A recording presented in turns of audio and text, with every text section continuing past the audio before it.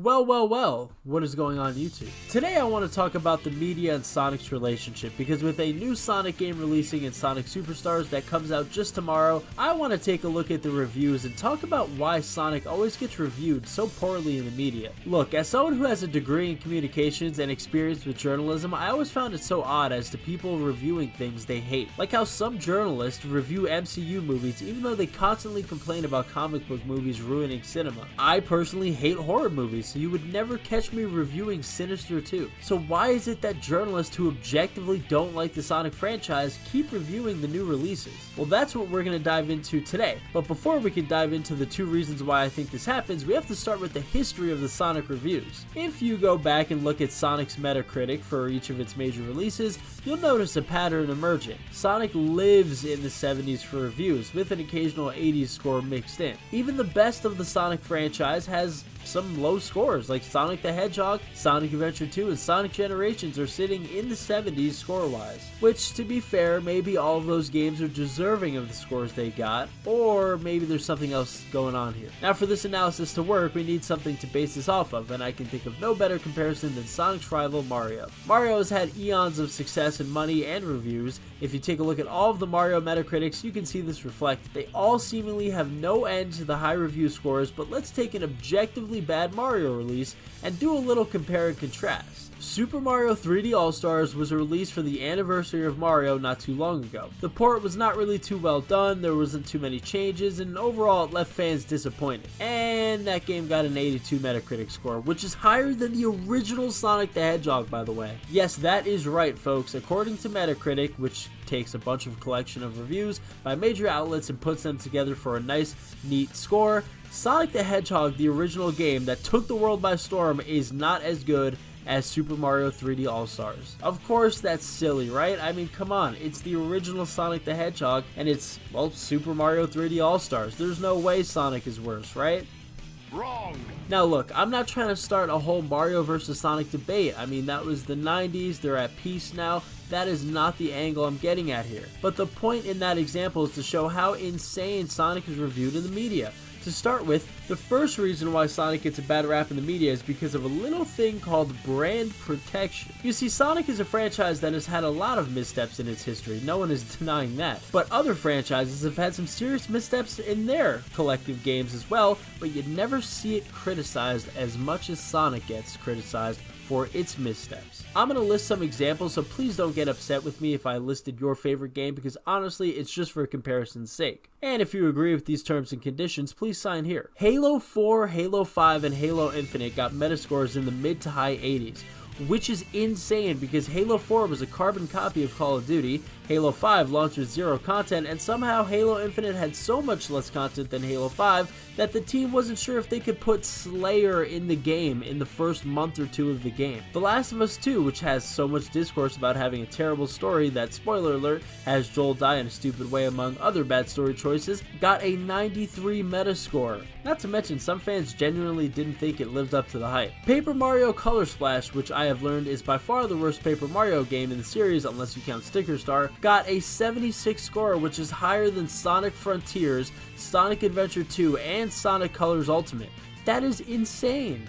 Like, I understand some people are going to think, well, he's just a Sonic fan and he's trying to defend the franchise. No, there is no way you're telling me Paper Mario Color Splash is better than Sonic Adventure 2. That is just ridiculous. Look, I can keep going here, but the point is we love Mario, and for good reason. The franchise is amazing. It features so many cool characters, power-ups, and memorable moments. The same with Halo and The Last of Us, of course, too. But those franchises, all of them, have fair critiques that nobody in the media has made about them. It's like they get a pass because we love the brand. We love Halo, and we love Mario, and we love The Last of Us, so we'll spin things, we'll damage control it, and we'll give the score a better score than maybe what we would have given it if we weren't fans of the franchise. Sonic, of course, never gets this treatment, and the reason why is part of the second reason Sonic games get a bad rap in the media, and that is, no one really likes Sonic. Well, obviously, I like Sonic, and you may like Sonic as well, but Sonic does have a dedicated fan base that is fairly large.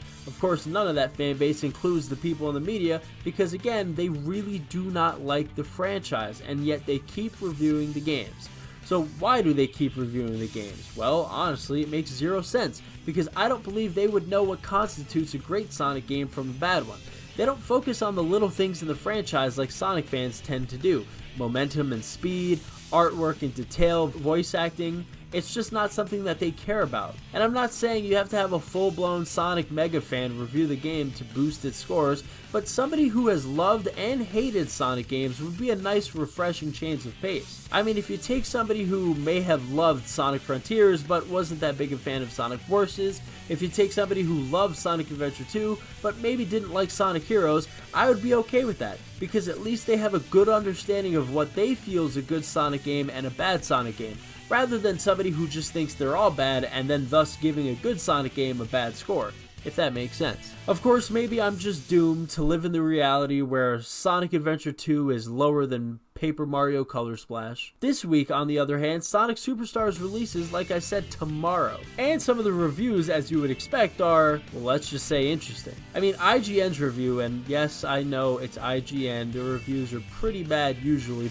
but IGN's review has said Sonic doesn't feature speed in a Sonic game. Look, I may not have played the game before, but I can already tell from the gameplay and other review outlets that the game does have speed.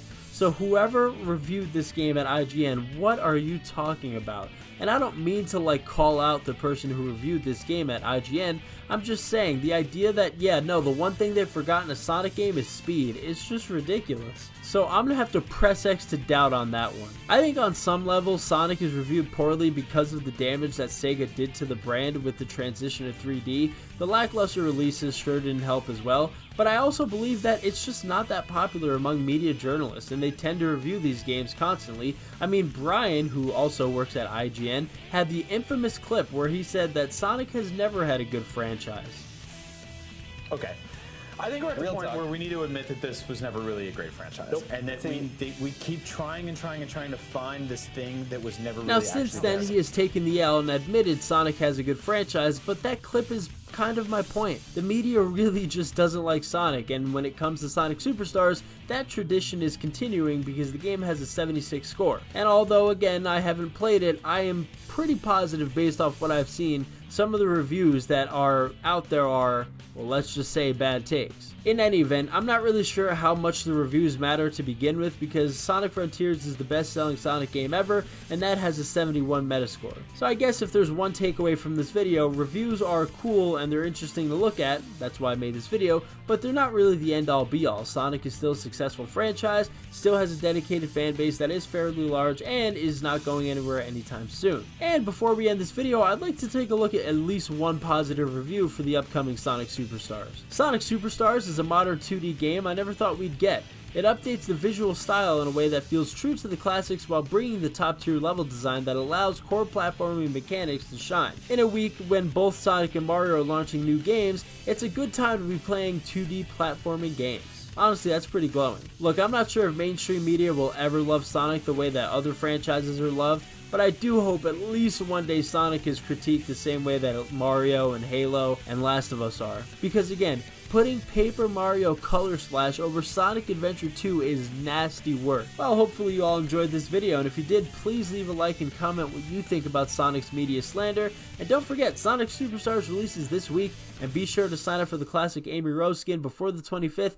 Thank you guys for checking out this video. Hope to see you all in the next one, but until then, peace.